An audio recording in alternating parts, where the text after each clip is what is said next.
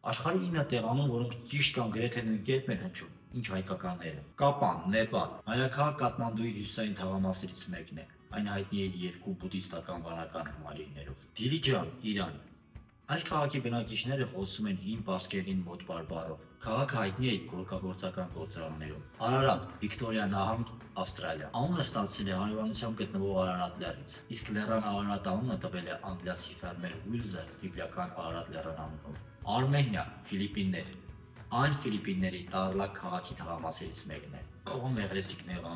Մեգրի, Բրետան շրջան, Ֆրանսիա։ Տարածքը հայտնի է իր միջնադարյան եկեղեցիներով եւ 18-րդ դարից ի վեր պահպանված շինություններով։ Տալին, Էստոնիայի մայրաքաղաքը, առաջին հիշատակությունը 1154 թվական։ Էրավան,